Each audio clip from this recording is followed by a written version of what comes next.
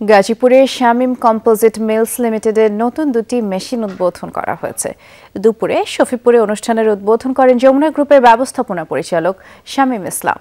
এ সময় তিনি জানিয়েছেন, মোরাটেক মোরাটা কিউ প্রো ইএক্স আটকোন এই দুটি মেশিন যুক্ত করা হয়েছে মিলে।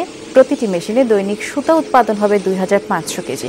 আর অটোমেটিক হওয়ায় মেশিনের উৎপাদন ক্ষমতা ও গুণগত মান বেশি, ফলে বিদ্যুৎ সাশ্রয় হবে অনেকটাই। প্রতিটি মেশিনে 2 জন শ্রমিক বা অপারেটর কাজ করতে পারবেন।